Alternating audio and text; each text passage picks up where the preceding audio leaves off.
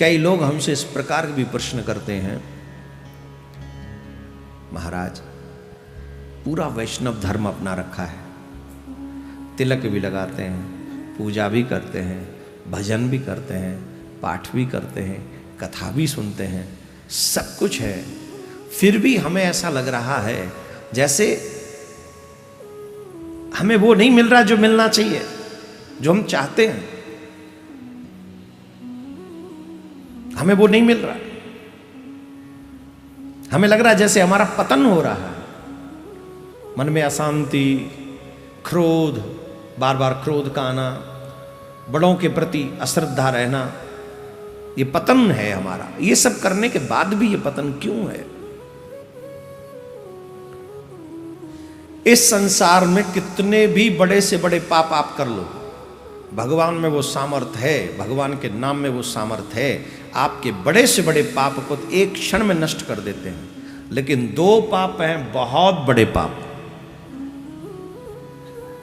बहुत बड़े पाप हैं, जिसके बाद मानव का पतन होता चला जाता है।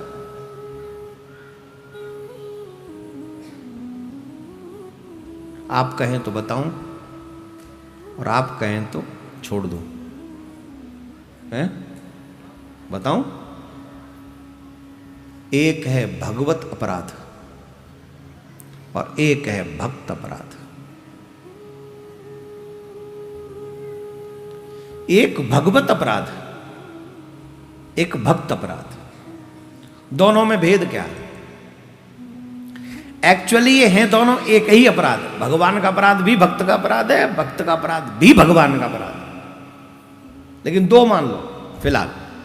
भगवत अपराध किसको कहेंगे? बोले देखो एक बात है, कोई राम जी के चाहते हैं, कोई कृष्ण जी को चाहते हैं, कोई नारायण को चाहते हैं, कोई हनुमान जी को चाहते हैं, इत्यादि इत्यादि, है ना, यही, कोई शिव जी को चाहते हैं।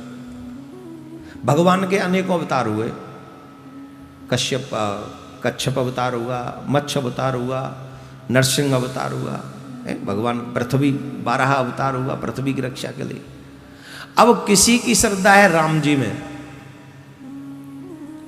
और कोई राम जी को चाहने वाले कथावाचक हैं, कोई सुनने वाले हैं, और वो कृष्ण जी के प्रति अश्रद्धावान कोई शब्द ऐसे बोल दें जो ठीक ना हो।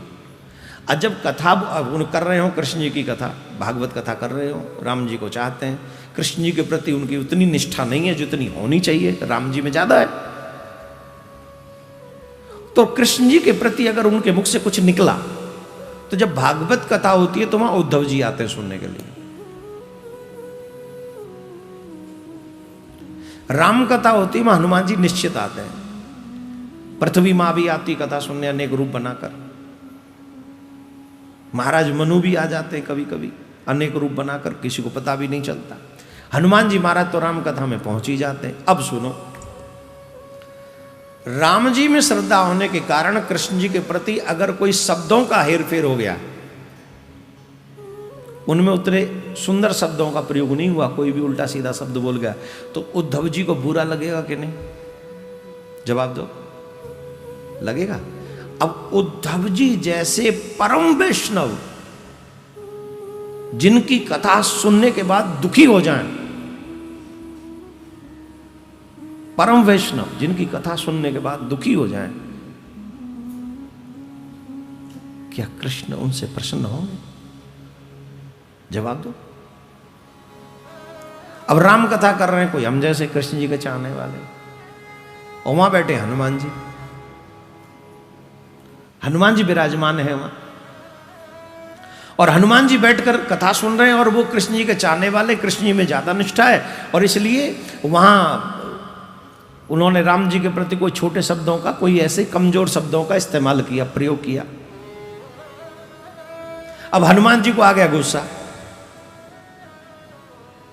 जिनकी मुष्टिका से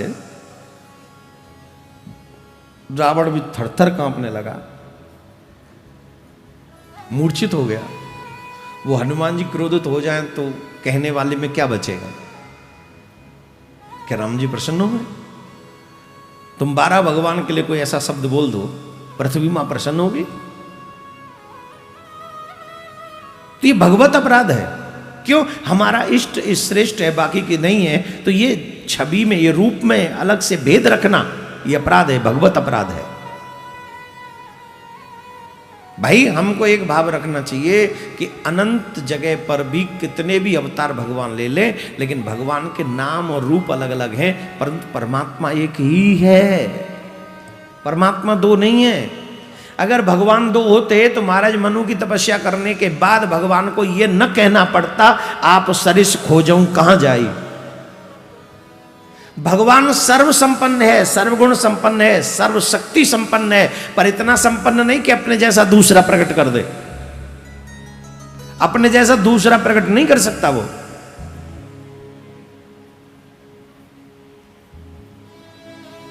इसलिए कहा नृप तू तनय हो मैं आई, मैं खुद ही तुम्हारा पुत्र आके बनूंगा। तो राम जी भी वही हैं, नरसिंह भी वही हैं, प्रहलाद भी, कृष्ण भी वही हैं, राम भी वही, सब वही। इन रूपों में, इन अवतारों में ऊंच नीच देखने वाला व्यक्ति भगवत अपराध करता है। एक महाअपराध है ये। और दूसरा अपराध है भक्त अपराध। भक्त अपराध क्या है? जिसके तिलक लग रहा है, कंठी पहनी है, माला झोली है, भजन कर रहा है, ये तो प्रत्यक्ष वैष्णव दिख रहा है, उसको हीन दृष्टि से देखना, उसके प्रति कटु शब्दों का प्रयोग करना, उन्हें उल्टा सीधा बोलना, यह भक्त अपराध है।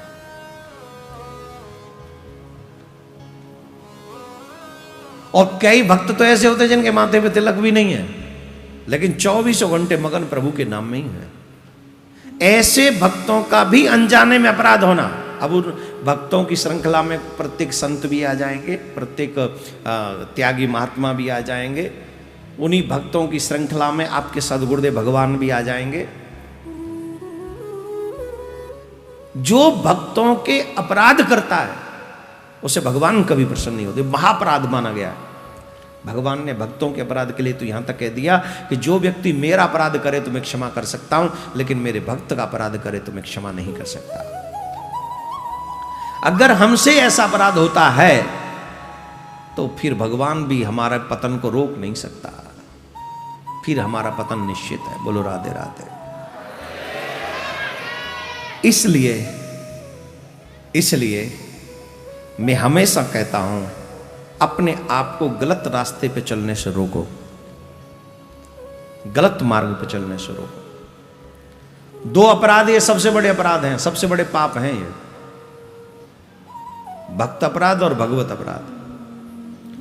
और इन अपराधों से बचाता ही है भगवान का कथाक्रम।